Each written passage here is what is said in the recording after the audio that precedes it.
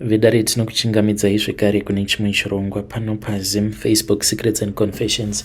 Tadzoka zvekare nemamwe mamessages. Regedzai tibva tapinda mumamessages edu atadzoka takakubatirai.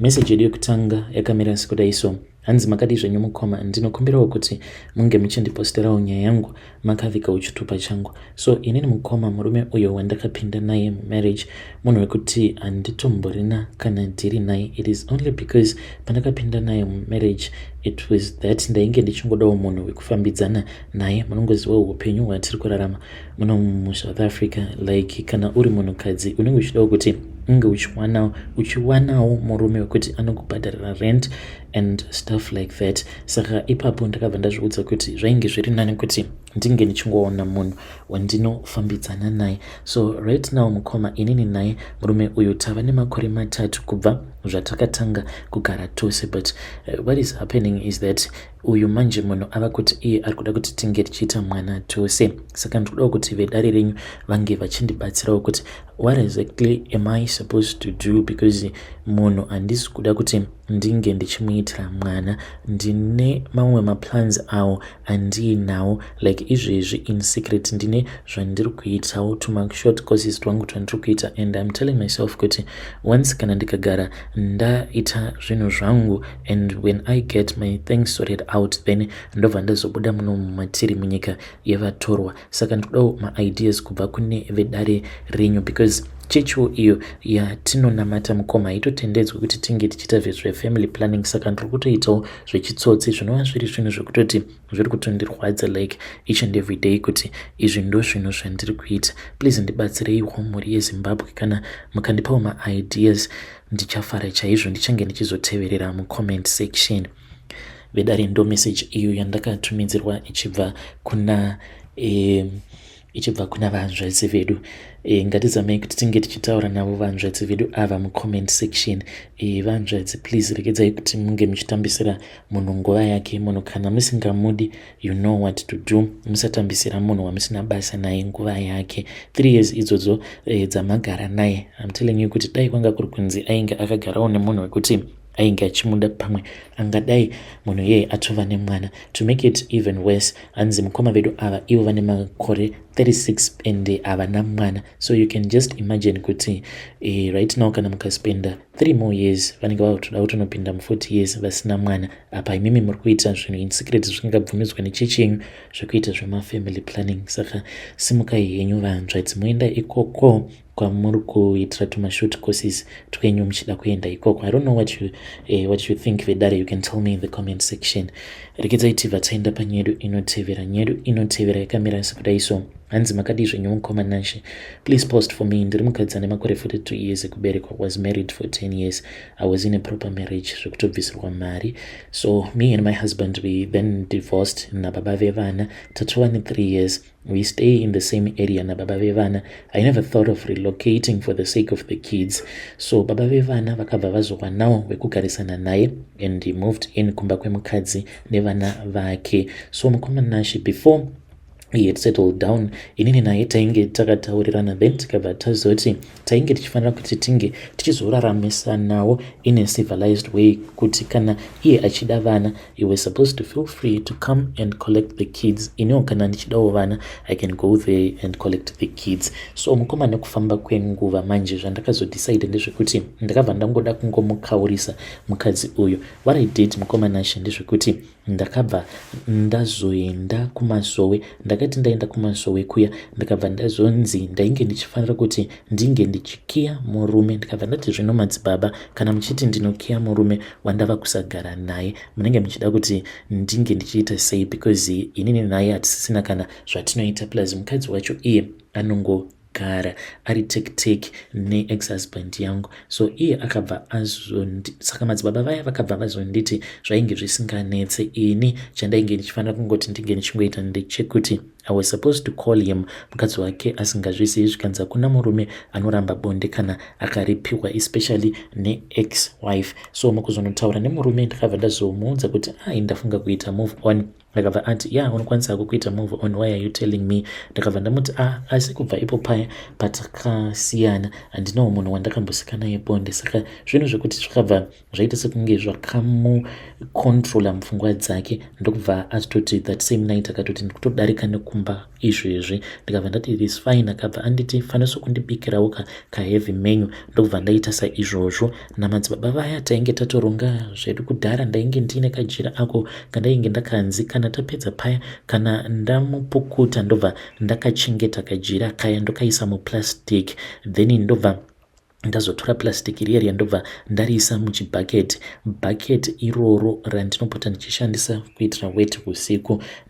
Ndakabva ndaita saizvozvo mukoma mangwana makuseni ndakabva ndadzokera kwavari madzibaba vaya, but naex takangoita zvedu kamwe chete. Ndakafara chaizvo because iye akabva amanikidzira kuita bonde achinditi ndoda kukumitisa. Ndikati mitisai zvenyu kana muchigona. Apa ndainge ndichiziva hangu zvandainge ndakataimira. So ndakabva ndadzokera kuna madzibaba vaya. Madzibaba vaya manje vakabva vazondiudza kuti ivo vanoshandidzana nevamwe gogo. Saka takabva tazoenda kuna gogo vaya. Saka gogo ava ivo vanogona iya yavanoti central locking system. Vakabva vazotora kamucheka kaikai. Saka kamucheka aka mukoma vakabva vazokasunga. Vakati vakasunga kudaro vakabva vazondipa vakanditi chitaura zvose izvo zvaunonzwa kuda. Ndakabva ndazoti ndainge ndichida kuti sikarudzi yake ingoshanda chete kwandiri. Ndokubva ndazokatora kamucheka kaya kandainge ndakashandisa kupukutisa my ex-husband the previous night.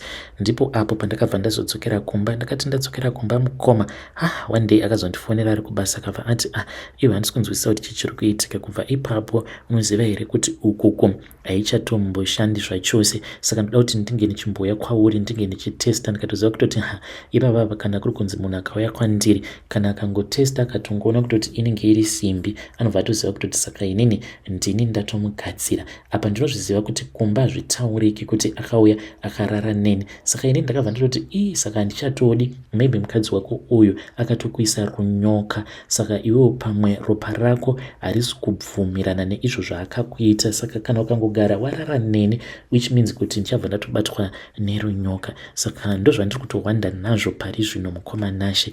Kudawo kuti kana mukaposta nyaya yangu ndiziviseiwo. Vanoda kundijaja, you can judge me as much as you can, but ndozvandakaita. Ndakandichiti zvimwe kuda kana vakazosvika havo pakurambana. Ini hangu murume, it's not like ndichiri nebasa naye, but ndiri kutiwo kana vakazosvika pakurambana, then what I can do is that ndinobva ndazongotanga kungodanana naye iye achigara kwake iniwo ndichigara kwangu. Please ndiziveseiwo kana mukaposta nyaya yangu, ndichange ndichizotevererawo mucomment section. Vedare ndo message iyo yandakatumidzirwa ichibva kuna vahanzvadzi vedu. Please ngatizamei kuti tinge tichitaura navo vahanzvadzi vedu ava mucomment section. Zvakangoma hazvo, but vahanzvadzi zvamakaita izvo ndohutsinye hwacho ihwohwo mamakaita. Kana manga makarambana nemurume wenyu, you do not have the right kuti munge muchizosvika pakumuita macentral locking system. Worst of all muchiti munhu uyo hamusi kuda kuti munge muchizogarisana zvekare like in the past, but muri kuda kungoti munhu uyo anga achingozongoita chikomba chenyu. Saka what you did is truly evil. Asi ngativabatsireiwo mucomment section. Rekedzai tevha taenda panyedu inotevera. Nyedu inotevera yakamira sekudai so. Hanzi makadi mukoma Nashe, please post for me as hidden identity. Ndakabatwawo nerukavo mushure mekunge ndadanana nemukadzi wemunhu anouya achihodha hove. Ndiri murume ane makore 37 ekuberekwa. Ndinogara kuNorton kuKatanga. Ndinoita zvekuraura hove. Nyaya yangu yakamira yakadai. Mushure ndainge ndiri munhu ainge asingabviri kumadress. Ndaida vakadzi zvakanyanyisa, kunyanya vakadzi vevanhu.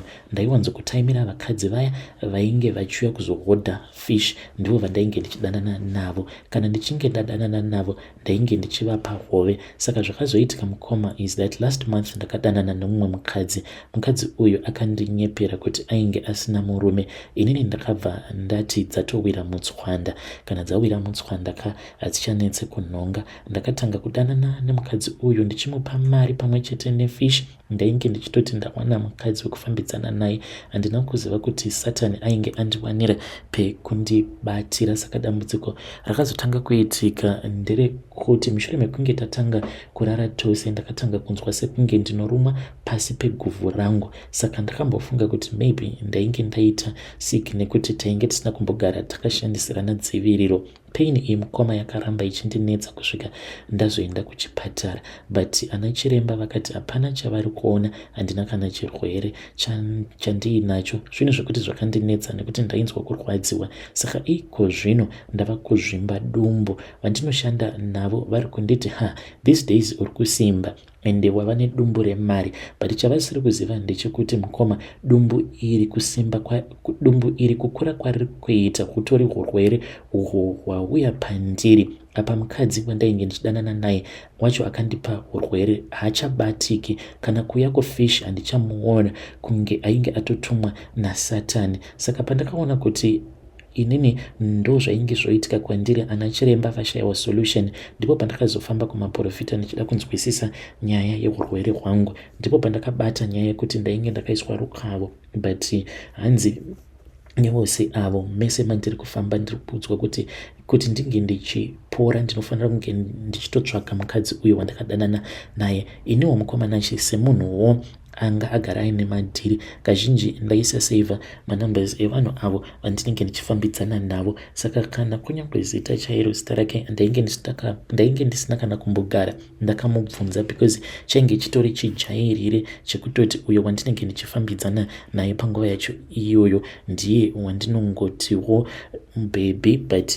ndisina zvakawanda zvandinenge ndichiziva pamusoro pake. Saka pane vamwe avo vandaingoti gules vaita sekunge vainge vachiziva kumaarea kwaainge achibva. Saka ndakavabvunza ndichiti ko achiriko here, vakangonditi chisuspect kuti akazoenda kuJoni uko. Saka ndinokumbirawo kuti vedare renyu vange vachindibatsira apa kwekumuwana mukadzi uyu handichazivi, haasi kana kumbobatika. Apa dumbu rangu it's not like riri kukura zvezvekutoti zvinotooneka, but iwewe semunhu wacho akatakura dumbu racho unenge uchitoziva kutoti izvi sandizvo zviri kuitika. Plus handina mari kaini mukoma, mari yakawanda yekutoti ndikabva ndatonzi dumbu rangu rinotokura zvekutodaro. Saka ndinodawo kuti vedare renyu vange vachindibatsirawo, iniwo ndichange ndichizotevererawo mucomment section. Vedare ndo message iyo yandakatumidzirwa ichibva kuna mukoma vedu. Ngatizamai kuti tinge tichitaura navo mukoma vedu ava mucomment section. Zvakangoma hazvo vedu, hanzi ndakabatwa nerukau apa mukadzi wacho kana zita rake handitombozivi. Rekedzai tibva taenda panyedu inotevera. Nyedu inotevera yakamira sekudai so. Hanzi makadi zvenyu mukoma, ndinokumbirawo kuti munge muchindiposterawo nyaya yangu makavikawo chitupa changu. Mukoma, ndauyawo pano kuzoreurura kuti inini ndakametisawo amainini, but mainini ava manje sikiri rava kuda kundirovera.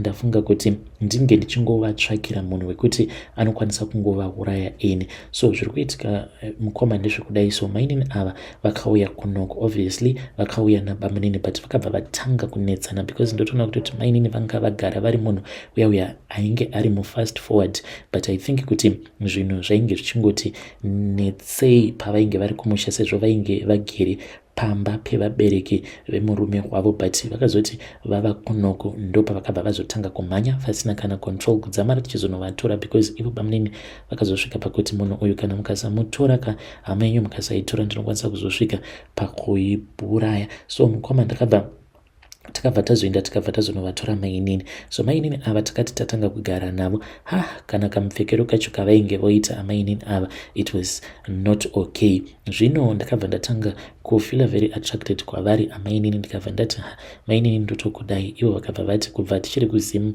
ndimi vandainge ndichitoda kutoti vange vachitondibvisa kumhandara hwangu. Ndikabva ndati iri bo, saka ngazviuya hazvo. Zvinhu zvikabva zvaunzwa ndokubva ndazvidya paya. Saka mukuzonozvidya mukoma, ameno kuti Mr. mistake, takaita mistake papi. Munongozivawo kuti kana zvofaya pane paya pamunozonyeperana kuti tadii tangoita pasina. In fact ivo amai nini ndo vakatanga kuchema vachiti imi mubangu rimunyanya kutora nguva pamutambo wedu uyu. Saka ndakabva ndati zvimwe kuda inhau yekuti semurume ane mudzimai wake handina kujaira kushandisa mabutiro awa. So vakabva vati saka ngatingozamai kuita pasina mukoma. Ndakabva ndatobvisa butiro paya ndobva tatotanga kutoita zvinhu zvedu pasina kana kumboshandisirana butiro, pasina kana nguva. Mai nini vakabva vandiudza kuti bangu rinini ndatoshata, ndatova nepamuviri. So takabva tawirirana kuti we were going to try to do whatever that we could kuti pamuviri paya pange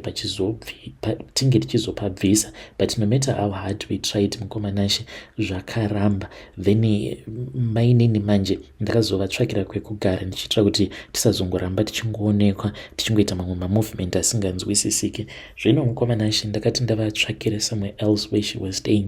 Mai nini vakabva vatanga kuti manda vachinditi munofanira kutoti munge muchigadzira duty roster. Ndokubva ndati izvozvo zvinotinetsei, but vakaramba vachingondinetsa kudzamara ndava kutoita skiri rekutoti kuna madam ndinotovanyepera kuti nhasi handisi kudzoka kumba because tikuenda out nemurungu, izvo ndinenge ndichienda kumba kwaamainini. Amaininiwo handina kuvaudza kuti this is what I had done. So mukomanashi naamainini tinotoita nguva dzekutoti tinotombogara tose, mudzimai achiti ndiri kubasa. Saka amainini vatova nekachijairira ikako kekutoti kana respect havasisina respect neni, vanoita zvavanenge vachinzwa kuda, like apo pavanenge vachinzwa kuda kuzviita. Saka right now vari kuti ndikuda kukutengesai banguru, and kana ndikangokutengesai then it means kuti sisi vachakurambai. Kana vakurambai mobva mazova murume wangu. But nini manje nekuda kwekuti tine midziyo iyo yatiinayo yatakatenga tose. Saka midziyo iyi mukomanashi ndo inondirwadza kokurambana kwevanhu kazvinoreva kuti midziyo inenge ichazoparara. Saka please ndibatsireiwo mukomanashi. Ndinokumbirawo kuti kana mukandibatsirawo ndichange ndichizotevererawo mucomment section. Handizivi kuti ndoita sei, ndovatsvakira here munhu wekuti anongovauraya zvavo mainini ava. Vedare ndo message iyo yandakatumidzirwa ichibva kuna mukoma vedu. Please ngatizame kuti tinge tichitaura navo mukoma vedu ava mucomment section. Zvakangoma hazvo vedu we, ngatizame kuti tivabatsire mucomment section. Strange things indeed they do happen in this world.